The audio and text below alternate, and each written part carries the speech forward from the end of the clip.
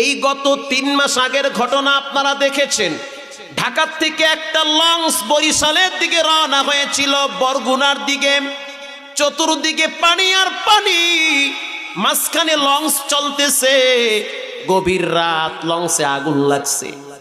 কি আশ্চর্য দৃশ্য, ভয়াবহ মর্মান্তিক ঘটনা। এত ভয়াবহ মারাত্মক ঘটনা যা মানুষ কল্পনাই করতে পারে নাই। ওখানে অনেক যুবক ছিল, অধিকাংশ যুবকরা পুইরা কয়লা হয়ে গেছে। হে যুবক, কত স্বপ্ন নিয়ে চলতেছো, স্বপ্নর জায়গায় থাকবে, বাস্তবায়ন হবে না। এর আগে তোমাকে রব্বে কারীম কবরে ফালায়া দিতে পারে। নামাজ ছাইরো না, হারাম খাইও না, আব্বা আম্মার সাথে খারাপ ব্যবহার করিও না। তুমি যদি ভালো হও, তোমার মৃত্যুর পরে লাখো মানুষ তোমার জন্য দিল খুলে দোয়া করে নেকি কবরে পাঠাবে।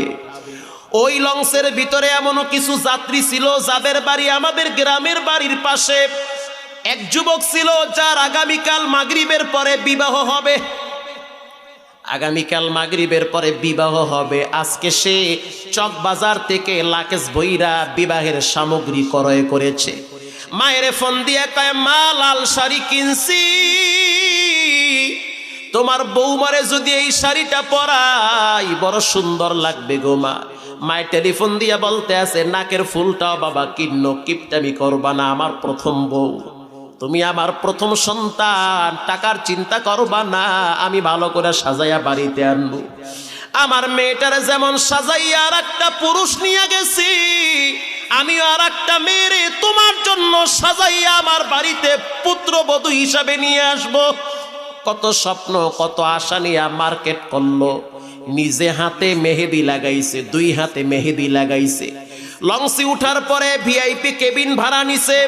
কেবিনের ভিতরে এসি আছে, এসির বাতাস চলতেছে, পুরা শরীর ঠান্ডা হয়ে গেছে। কথা বলতে আছে মায়ের সাথে।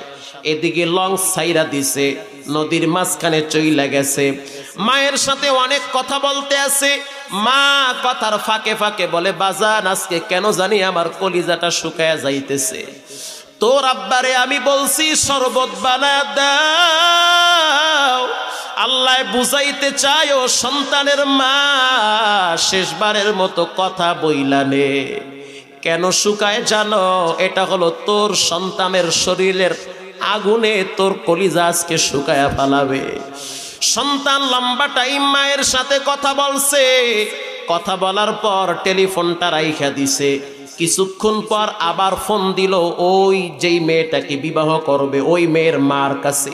ফোন দিয়ে বলতে আছে, কোনো চিন্তা করবেন না, আমি আপনার মেয়েকে যথাযথ মর্যাদা দিয়ে আমার বাড়িতে নিয়ে আসব। দেন একটু কথা বলি কুলসুমের সাথে। কথা বলতে আছে, তুমি কোনো চিন্তা করবা না, আমার মায়ের প্রথম সন্তান আমি, আমার 2টা বোন আমি বিবাহ দিয়া পাঠায় দিয়েছি। এখন তুমি আমার মায়ের কাছে মেয়ের মতোই থাকবা। মেয়েটাও খুব শান্তি পাইতে আছে, হয়তো আল্লাহ ভালো একটা পাত্র মিলাইয়া দিছে। কথা বলা শেষ, মেয়েটাও নবদাম্পত্য জীবন, কত স্বপ্ন, কত আশা। আল্লাহু আকবার। গভীর রাত, ছেলেটা টেলিফোনটা সাইলেন্ট কইরা ঘুমায় গেল।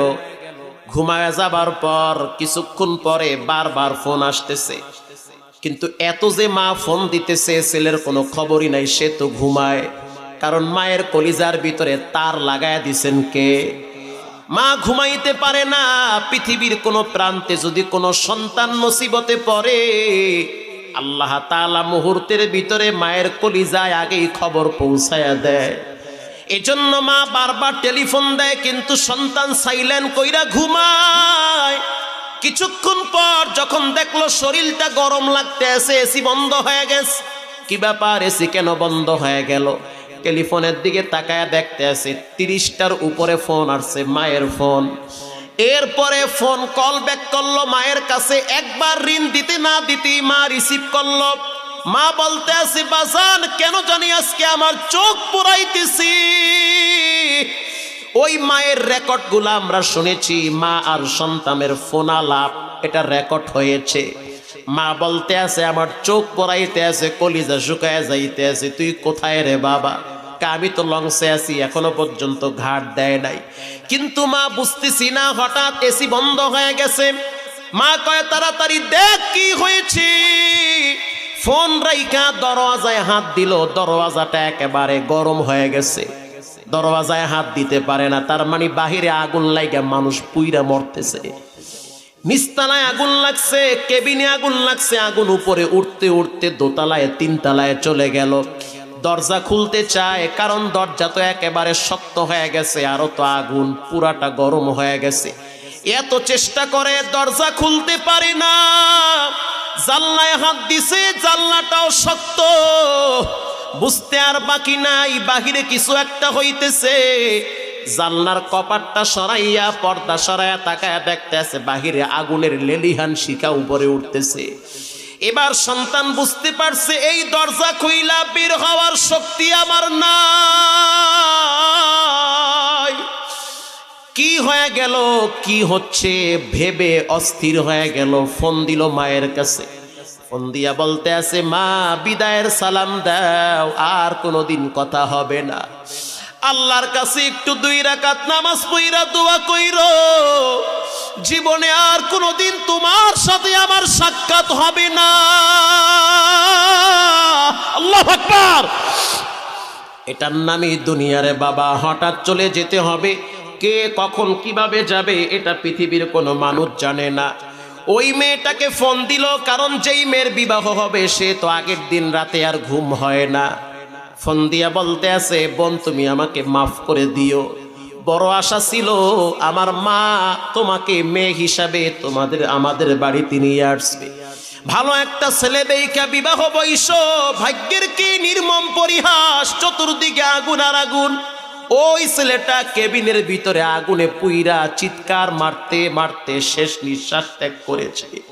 শুধু তাই নয়, যেই পয়নামা কিনেছিল, হাড়ি চুরি যেগুলো কিনেছিল, ওগুলা ওখানে পুইরা বেকা হয়ে রইছে। সাংবাদিকরা ওখানে ছবি তুইলা তুইলা পত্রিকায় ছেড়ে দিয়েছিল। এটার নামই হলো দুনিয়া।